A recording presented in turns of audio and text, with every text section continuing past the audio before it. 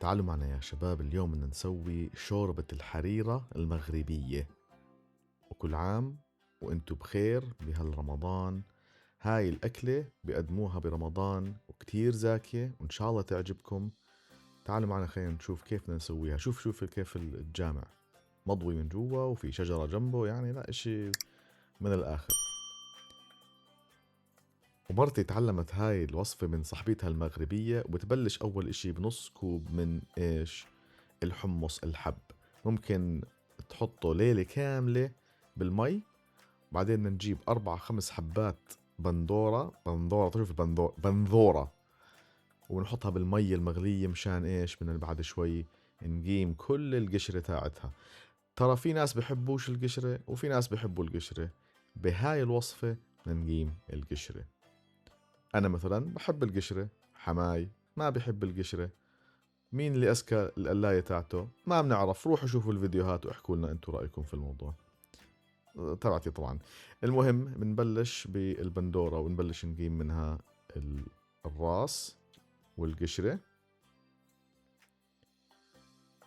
يعني مفروض تكون مش قاعدة بتتفتفت بإيدك، بس القشرة بتتفتفت بإيدك. ونقسمهم كلياتهم ونجهزهم. بدنا نحطهم هلأ بالخلاط. بعدين بصلة، شو بصلة نص مقسومة من غسلها، وما بدنا برضو نقسمها كتير صغير، مش فرم، بس قطع مشان نقدر نحشيها مع هالخلاط.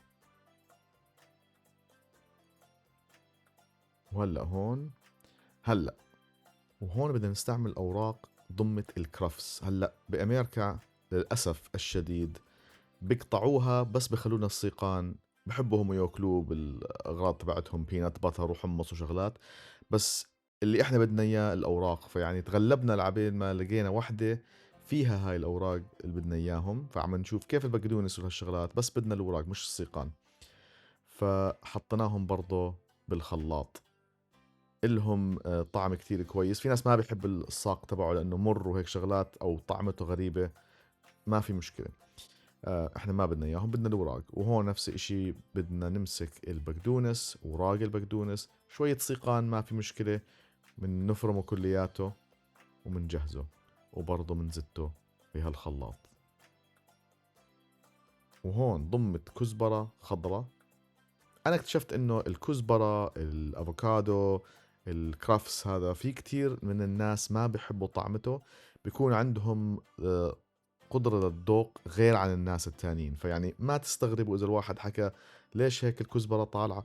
هيك الناس، بس هم هدول لما تحطوا مع بعض كتير زاكي. نزيد عليهم شوية مي.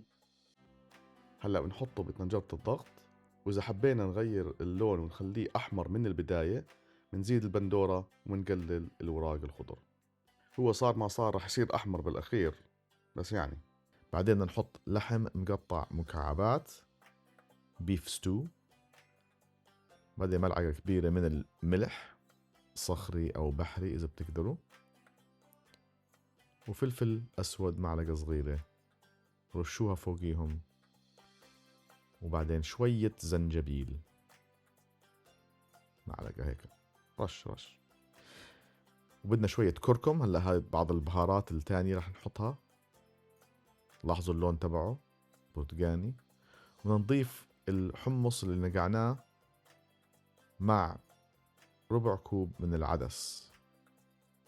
فهاي الطبخة كتير مفيدة، المواد فيها كلها طازة، فيتامينات، يعني بيعجبك من الآخر. بعدين شوية مي مغلية. قلنا شوية شوية، أيوة بدنا نازلة فيها. ومعلقتين زيت زيتون من المنطقة المحلية أو من فلسطين أو من المنطقة اللي أنتو فيها، مش مشكلة. بعدين 20 دقيقة بالإنستنت بوت هذا. لاحظوا اللون كيف تغير. بطل لونه أخضر، صار لونه على بني. بعدين معلقتين كبار رب البندورة. إن شاء الله هذا نغير اللون والطعم شوي، بس بالتسلسل هذا لازم تمشوا، ما تفضحونا. شوية شعيرية ربع كوب، ومعلقتين كبار سمن مغربي إذا بتقدروا. إذا ما في مش مشكلة، السمنة المحلية ممكن مفضلة عضوية تكون إذا بتقدروا أورجانيك.